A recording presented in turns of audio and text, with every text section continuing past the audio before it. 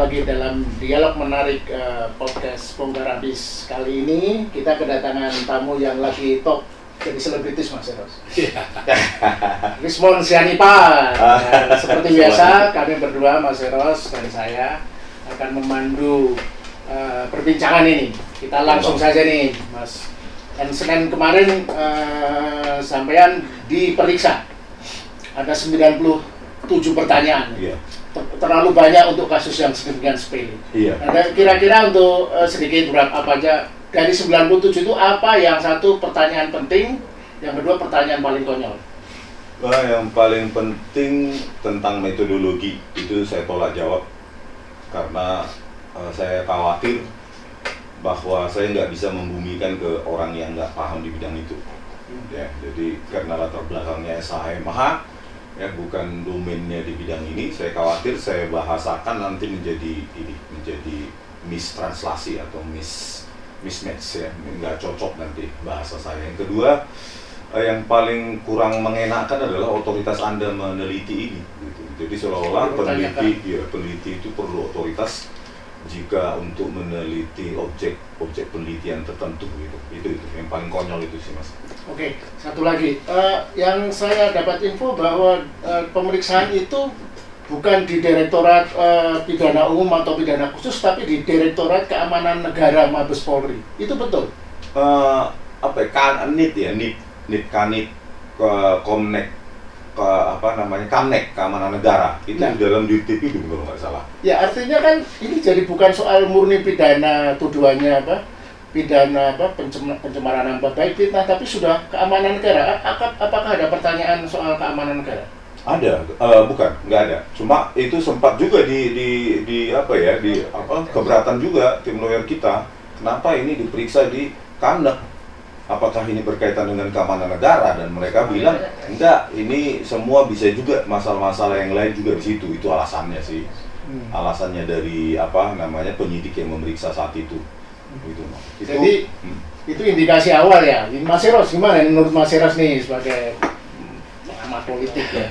Keamanan negara ya, saya makanya agak ada ya. Kalau memang keamanan negara, artinya kan siapa yang melakukan perbuatan sehingga terjadi satu keonaran yang membahayakan negara, sehingga negara bisa karenanya menjadi merasa atau diancam tidak aman. Keamanannya terganggu. Saya jadi aneh nih kalau betul di itu ya. Iya, lu sebetulnya kan ini saya tanpa ada maksud apapun ya, tanpa kebencian, tanpa ingin melihat Pak Jokowi dimasukkan penjara, nggak ada pikiran saya. Tapi yang perlu rakyat juga pahami gitu ya, bahwa sebetulnya siapa sih yang membuat negara ini jadi nggak aman? Itu kan karena perbuatan Pak Jokowi. Andai kata Pak Jokowi dari awal ya, nunjukkan aja ijazahnya, kan nggak ada kayak begini. Negara aman, tentram, nggak ada masalah. Nah, saya anjurkan kepada Pak Kapolri ya, tolonglah itu, periksalah Pak Jokowi ya. Harus dia yang sebetulnya menggantikan Pak Sianipa ini untuk diperiksa kalau memang loh ya, konteksnya ada kaitan dengan keamanan negara. Sebab menurut saya negaranya menjadi seperti seolah tidak aman seperti ini kan gara-gara satu yang namanya beang kerok itu kan ijazah. Nah, ijazahnya siapa? Nah, andai kata ijazah ini milik saya nggak akan mau bikin kasus seperti ini. Saya tunjukkan aja supaya negara saya aman. Dengan kata lain, harusnya polisi tahu siapa sih yang membuat ketidakamanan nih.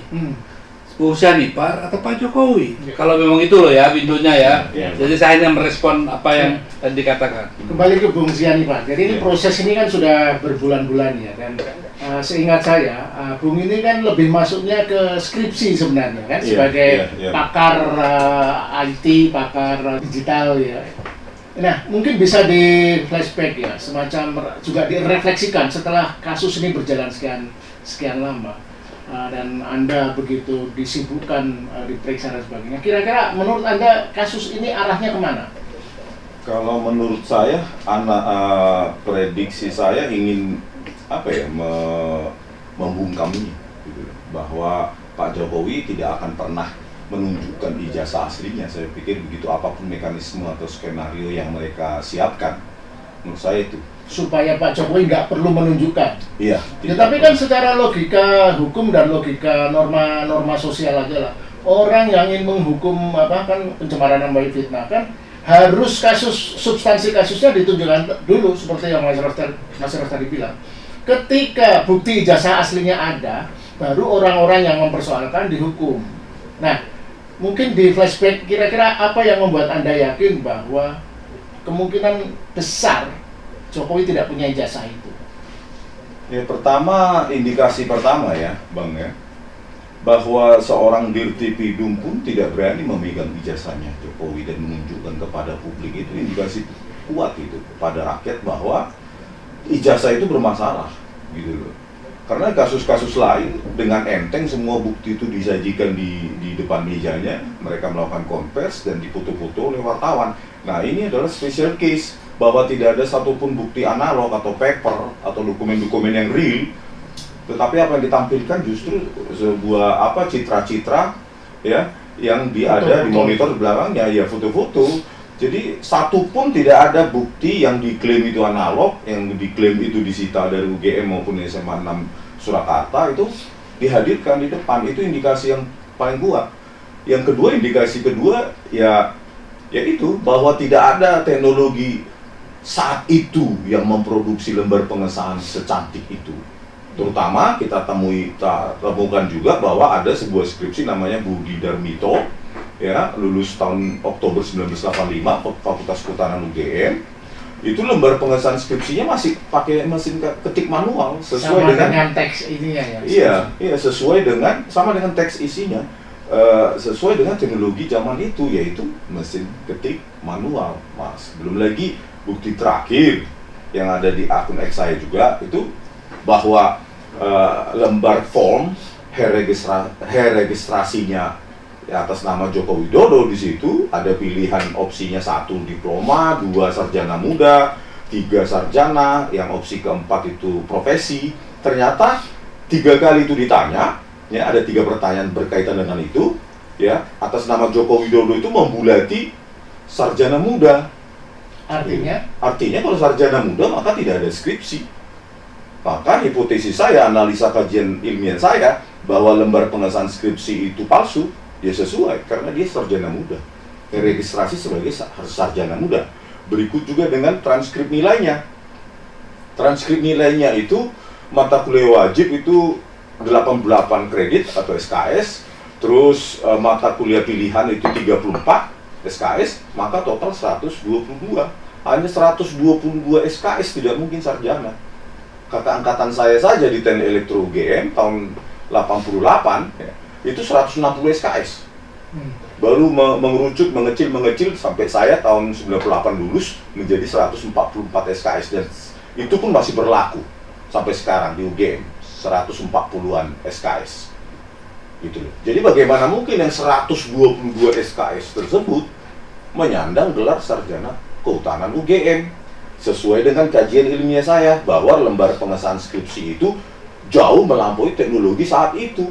Dan disesuaikan juga, saya bandingkan juga atas nama Budi Darmito, bahwa lembar pengesahan skripsi zaman itu Oktober 1985 Fakultas Kehutanan UGM pakai mesin ketik, jadi berkesesuaian. Begitu juga dengan form lembar registrasi tadi itu, 3 kali ditanya dia bulati sarjana muda. Jadi inilah artinya apa, alam itu akhirnya bercerita, walau mereka atau ada orang baik di Bareskrim yang sengaja menunjukkan itu sehingga kita analisa, ya? Atau ada juga orang baik di UGM yang memasukkan itu dokumen itu ke Bareskrim tanpa disadari di Bareskrim, bahwa menunjukkan nilai SKS-nya dan sebagainya, justru membuka kembali pertanyaan. Iya, bisa jadi Mas, ada orang Bareskrim yang menampilkan itu orang baik dan sengaja atau tidak sengaja. Iya. Ya, ini kan ibarat kebenaran itu seperti lapisan bawang ya. Ini kan akhirnya terbuka satu persatu tidak sengaja.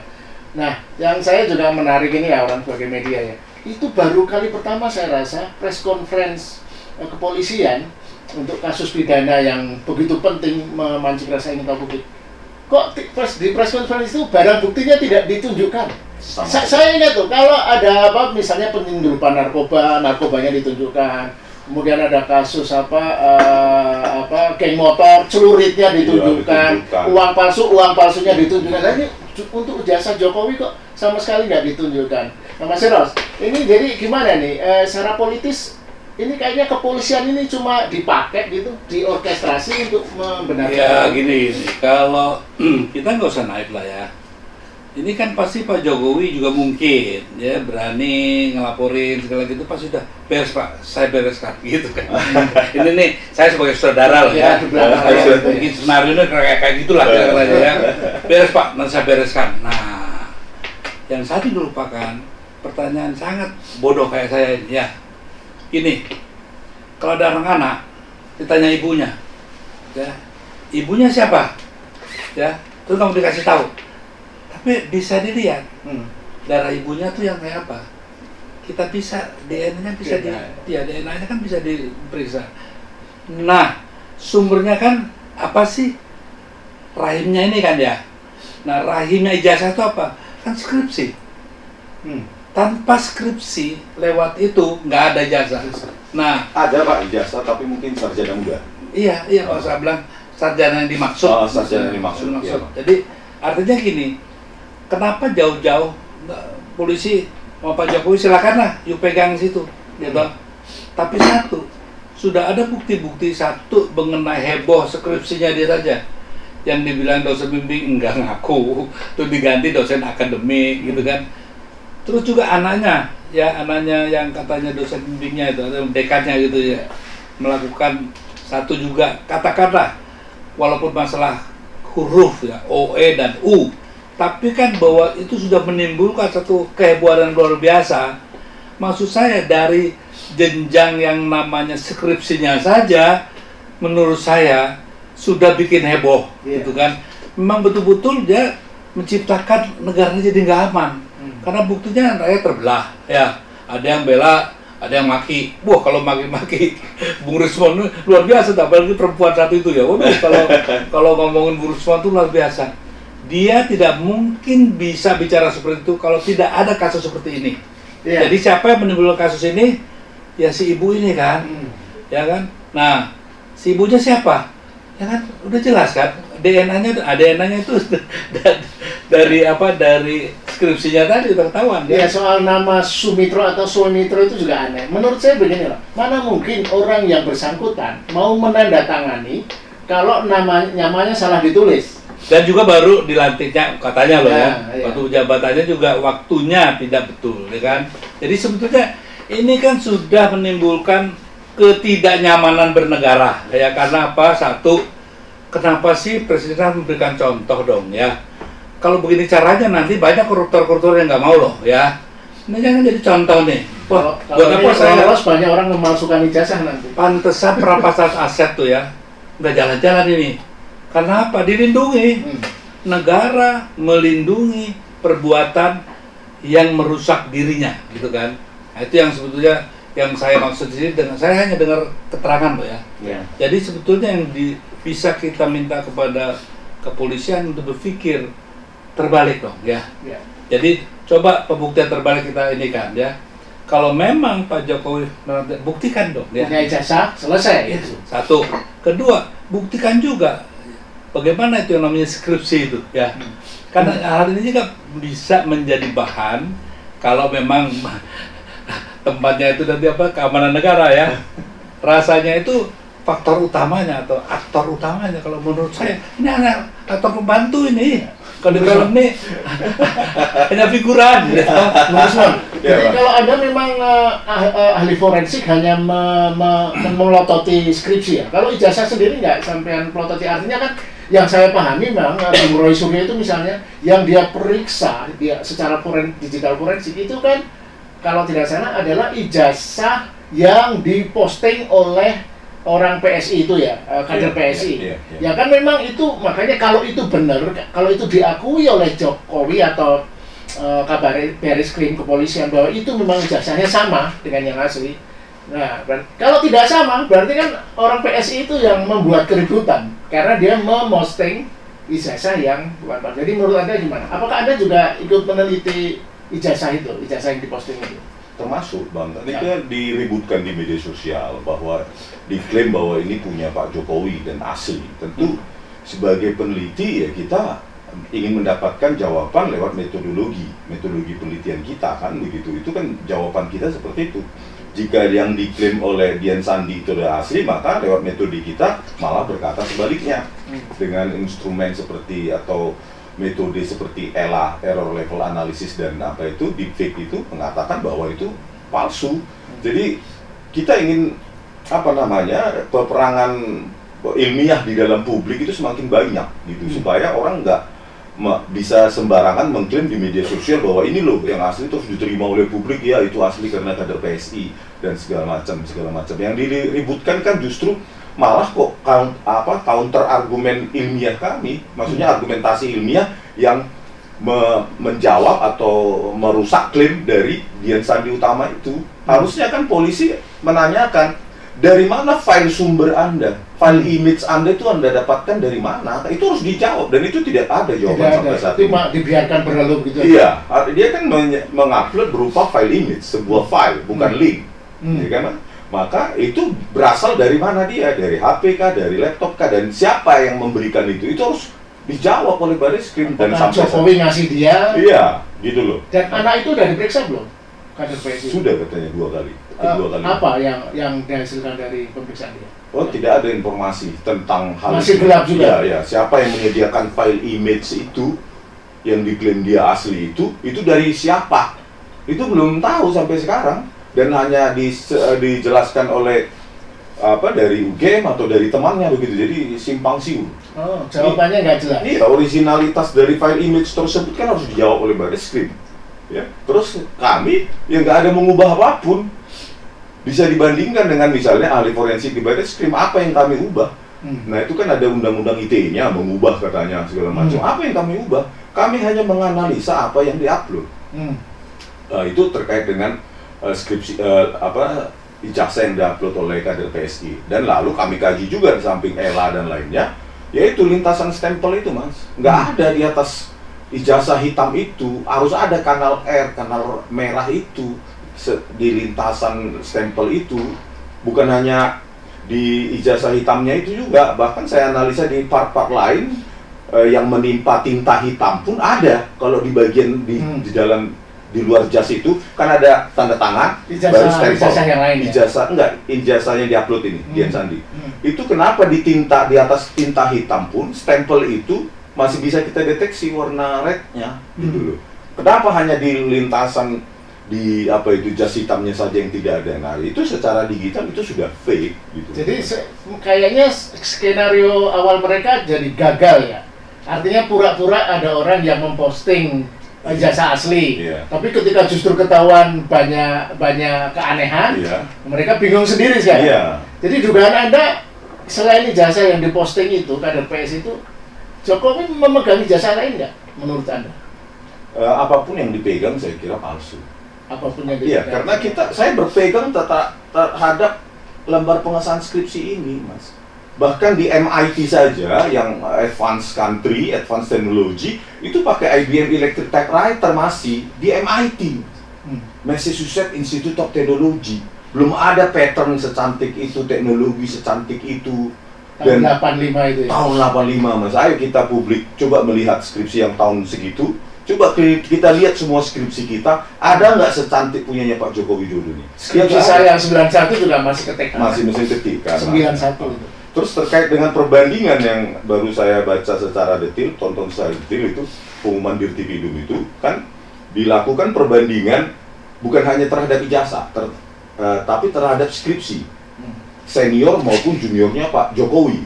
Tetapi tidak disebutkan lembar pengesahan skripsi milik siapa yang dijadikan perbandingan itu. Itu yang kita semakin ketertutupan informasi ini menimbulkan keraguan publik. Harusnya kan disebutkan skripsi ini angkatan sekian, juniornya angkatan sekian. Ditunjukkan harusnya. Karena apa? Karena kita dapati bahwa hipotesis saya lembar pengesahan skripsi beberapa orang seperti Sri Dominingsi, Lembah Edianto maupun yang lainnya atau ada 4 itu sengaja direproduksi juga dengan tahun yang sama, dengan teknologi yang sama, dengan punyanya Pak Joko Widodo, dan itu semua kosong. tanpa tanda tangan pembimbing, ada namanya, penguji juga ada namanya kosong juga, dekannya juga ada namanya tapi kosong juga. Bagaimana sekelas UGM itu menjadi sebuah skripsi yang dikumpulkan di perpustakaan? Ya, itu nggak mungkin itu, Mas. Nah, kalau perbandingan lembar pengesahan skripsi Joko Widodo dengan yang tadi itu yang sudah hasil reproduksi, ya identik. Jadi dengan demikian Anda menduga UGM sendiri ikut terlibat dalam konspirasi pemalsuan ini dong? UGM kalau saya melihat sih bukan UGM secara institusional, tapi oknum-oknum. Minimum yang punya akses terhadap bagaimana mereproduksi skripsi di situ. Itu Baris Krim harus periksa itu. Termasuk yang mengubah apa itu? Yang Roy bilang mengubah login di website. Oh, ETD-nya itu ya, ETD. Nah, itu juga kan tanda tanya juga bagaimana electronic thesis dissertation di fakultas di UGM, di Fakultas Kehutanan UGM tahun 85 cuma punya Pak Joko Widodo. Alasannya karena beliau spesial jadi presiden, kan nggak boleh begitu. Yang lain kan punya hak yang sama kan. Waktu itu kan belum presiden. Terus dari situ kan publik bisa menyoroti perbandingan lembar pengesahan skripsi untuk 60 atau 80 orang zamannya Pak Joko Widodo yang satu angkatannya katanya. Itu kan publik bisa langsung melakukan perbandingan, tetapi itu ditutup akses itu oleh UGM. Itu kira-kira tim Pratikno nih, Mas. Gini. Semakin saya dengar ya, kan ini kan langsung bisa saya dengar langsung ya. Nanti silakan yang mau mendebat ya, kita jangan marah-marah lah ya. Kita debat secara lebih aja. Kalau saya dengar kan ini sangat membahayakan negara ya, menurut saya perbuatannya sangat membahayakan negara. Bayangkan tiba-tiba kalau semua itu terjadi, kok Baris Krim ini ya menjadi bukan untuk menegakkan kebenaran, tapi menegakkan pembenaran. Nah, ini bahaya ini. Justru ini yang bahaya buat negara, ya. Sementara sebenarnya kasusnya fungsinya gampang kok. Itu gampang benar ininya. Tunjukkan ijazahnya, ya, dilihat benar. Kalau dia minta maaf atau masuk penjara, kan itu tinggal gampang kan, tinggal aja. Nah, tapi yang paling mengerikan buat saya, ini yang namanya pembangkrutan kewibawaan negara dilakukan oleh alat negara. Lo iya dong. Kalau memang dinyatakan begitu ya, ini sangat bahaya menurut saya. Selama era Jokowi kan udah jadi partai coklat. Ya itu nantilah, itu urusan lain lagi. Itu yang saya ingin tegaskan di sini, jangan memframe orang tanpa tahu sebetulnya framing itu sebenarnya buat dirinya sendiri. Ya, artinya gini, maaf Pak Polisi, saya mengatakan begini berdasarkan hal-hal yang saya dengar, ya, bahwasanya satu, semuanya kok seperti ditutupin itu ya. Kok kenapa tidak terbuka, transparansi? Kalau toh tadi ada keistimewaan, jangan-jangan dong dasar partikular dirubah nih.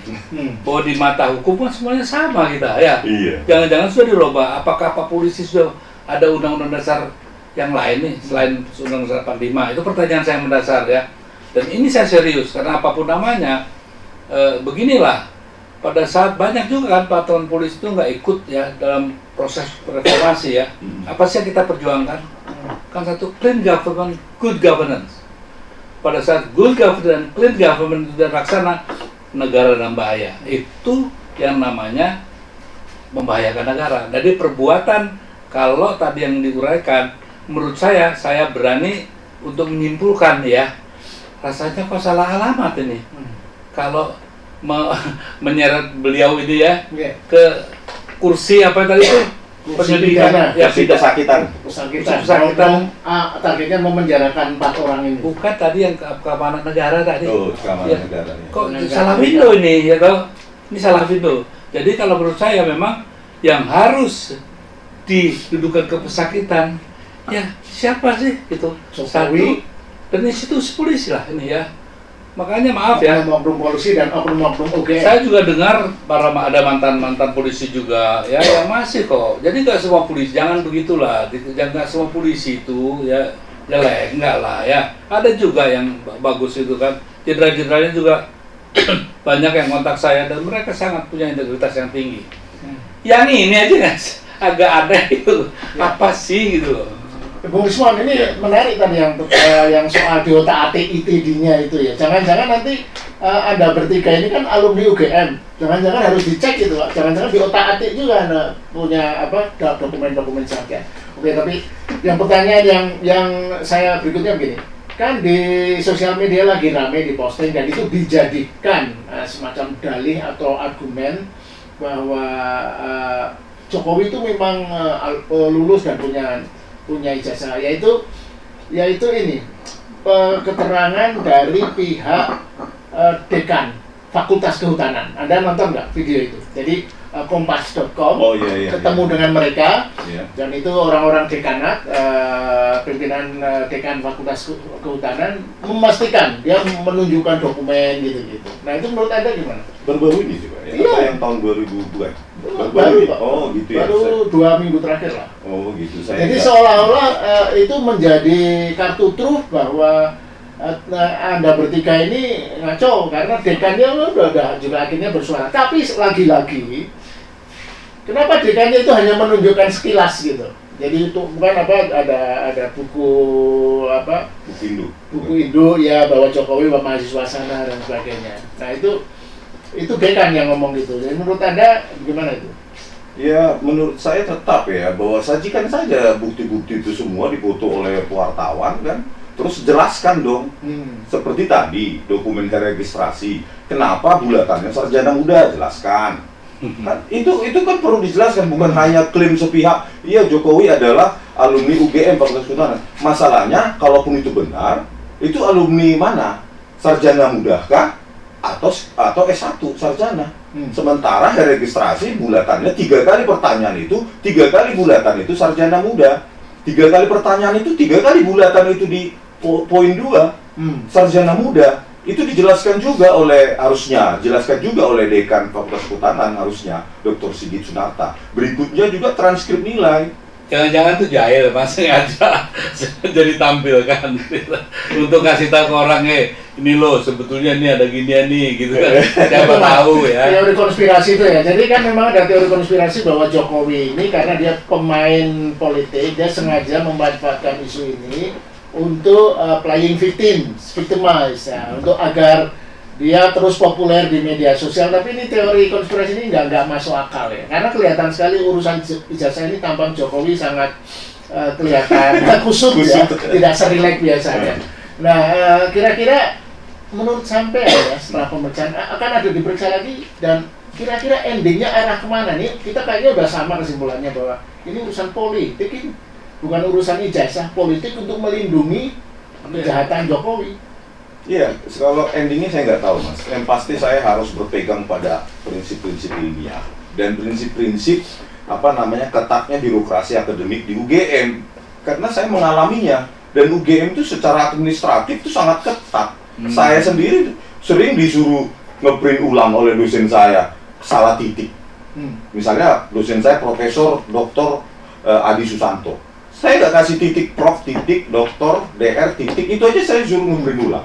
Terus pada saat pengumpulan skripsi, seketat itu ya? Seketat itu Bang. Sementara dekan pembimbing akademinya Sumitro salah nama tetap tanda tangan. Tetap tanda tangan. Nggak masuk akal. Itu saja kejanggalan. Begitu juga dengan tanggal dipertahankannya itu, titik-titik kosong. Bayangkan Mas, sekelas UGM tidak ada tanggal dipertahankan ujian skripsi dan lembar pengesahan skripsi terkait dosen penguji tidak ada. UGM yang kita pertanyakan ini UGM Mas. Makanya karena saking tahunya saya sistem di UGM, saya menjalani, makanya saya paham ini nggak benar itu, ini yang benar gitu loh. Maksudnya ya begitu juga dengan yang proses-proses tadi itu. UGM harusnya menjelaskan, bukan hanya mengklaim ini adalah lulusan kami. Karena saat itu kalau dilihat dari formnya, kalau benar ada sarjana muda, maka seharusnya UGM juga harus menjelaskan saat itu pun ada program sarjana muda di Fakultas Kehutanan UGM dan gelarnya adalah misalnya BSc, gitu loh. Nah sekarang harus bisa menjawab kenapa 3 kali pertanyaan itu dilingkari, dibulati sarjana muda dan jumlah SKS-nya 122 SKS. Dan nggak masuk akal tuh ya? Nggak masuk akal. Nah itu harus dijelaskan oleh Dr. Sigit Sunarta. Padahal minimumnya 150-an untuk sarjana. Iya, saya itu juga kan tadinya awal-awal tuh saya termasuk orang yang tidak punya perhatian dan tidak peduli. Saya waktu itu taken for granted seperti umumnya kita Mas. Sebelum tiga alumni UGM itu ikut terjun itu masa sih KPU di Solo, KPU pusat kan dia udah wali kota, itu kan secara apa ya, secara logika memang agak mustahil gitu loh. Tapi kita kan kemudian gini, itu mengasumsikan bahwa kerja-kerja KPU, kerja-kerja dan lain itu memang sangat rigoros gitu, kerja-kerja yang teliti. Tapi kita mulai sadar ya 5 tahun terakhir di era memang ini Jokowi ini makhluk yang berbeda, tidak normal. Jadi kemungkinan dia bisa create something yang kita tidak bisa bayangkan ya, termasuk memalsu itu mungkin ya. Dan bisa dilihat gini, kenapa UGM jadi terlibat loh? Ada Pratikno, sahabatnya Mas Eros ini yang bisa ikut memainkan. Nah, pertanyaan saya sebagai alumni UGM, kayaknya UGM yang non oknum-oknum ini perlu deh membuat pendekatan ilmiah. Kan biasanya kalau ilmiah itu begini, pertanyaan-pertanyaan seperti tadi, frequently asking question mengenai kejanggalan-kejanggalan. Kalau ilmiah, mestinya di website UGM itu dijelaskan semua, dedikasikan 1 halaman saja. Bukti-bukti, link-linknya dan sebagainya, itu selesai persoalan. Nah, Mas Eros nih yang terakhir sebelum nanti Bung Risma lagi. Keamanan negara rupanya ini, Mas. Jadi menurut Mas Eros, apa betul sih negara jadi tidak aman hanya? Apakah justru bukan, negara ini jadi tidak aman, ternyata politikusnya bisa memainkan ijazahnya? Sekarang kalau bicara nggak aman, tuh ya, judi online, bikin kita nggak aman, ya. Itu buru-buru sekarang nggak ada kerjaan. Pagar laut. Ya, pagar laut. Sudah nggak bikin nggak aman semua. Jadi pertanyaan yang mendasar dari masalah ini satu hal ya, bahwa tolonglah kita berbicara dingin, tuh, nggak usah marah-marah. Begitu juga yang pendukung Jokowi yang sangat fanatik ini ya, nggak usahlah menterawakan terus dan menghina yang seperti itu ya pada Risma dan teman-teman. Satu aja, saya coba kita berdialog ya gitu ya pada para pendukungnya. Satu hal yang saya inginkan itu ya, oke lah kalian mengatakan A, B, C, D gitu. Tapi satu hal, ayo kita duduk yuk. Itu kita sama-sama bilang ke Pak Jokowi ada duduk di sana, saya panggil dia bertiga, perlihatkanlah itu ijazahnya, kan selesai. Nah, mereka yang mau memojokkan dan maksudnya segala gitu, saya tidak ada pembelaan ya. Cuman cobalah sebagai pakai akal sehat dan katanya mau negara yang sehat. Jangan lagi juga ada satu pernyataan yang paling saya tidak suka mendengar ya gini. Aduh, kayak ada kerjaan aja nih, masih ada kerjaan yang banyak yang lain. Jangan pernah ngomong begitu ya, apalagi ada menteri yang ngomong begitu. Kalian ini yang bikin jadi seperti ini gitu ya. Kalau memang kalian punya konsistensi dalam dengan omongan kalian, minta dong Pak Jokowi, ayo Pak Jokowi duduk. Saya janjikan, Eros Jarot menjanjikan, saya akan minta ya, Bu Sanepar, siapa, Bung Tifa ya, Tifa sama Mas Roy ya.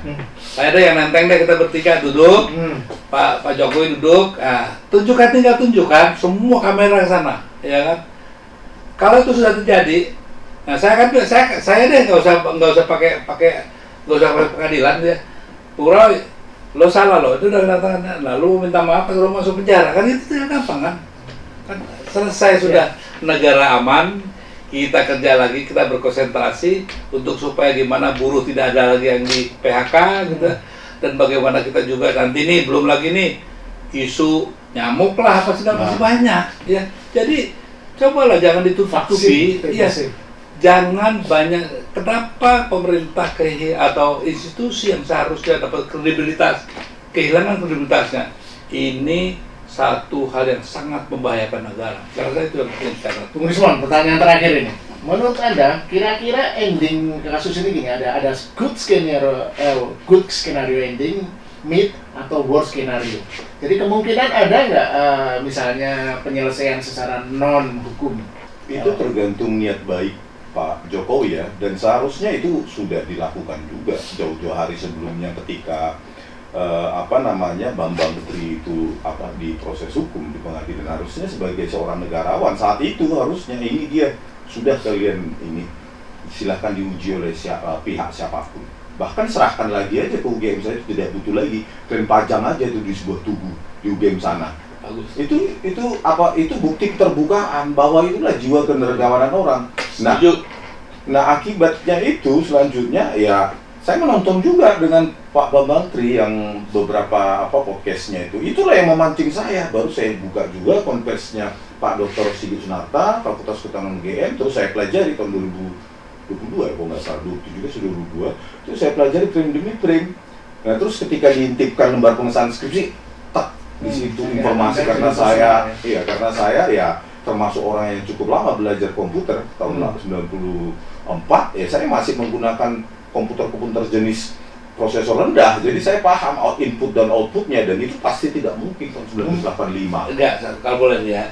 Berarti sebetulnya niat Anda untuk menjaga marwah UGM itu lebih di atasnya sebetulnya ya? Oh justru harus kita bersihkan UGM dari oknum-oknum yang memanipulasi, mereproduksi. Jadi jangan, maksudnya jangan dibalik-balik isunya gitu. Iya Bang. Mungkin nggak ada skenario jalan tengah ya, karena kan dugaan saya memang pihak Jokowi, pihak kepolisian akan sulit itu menunjukkan ijazah itu. Jadi dan kasus ini menjadi bukan kasus kalau ijazah itu tidak pernah ditunjukkan. Ya.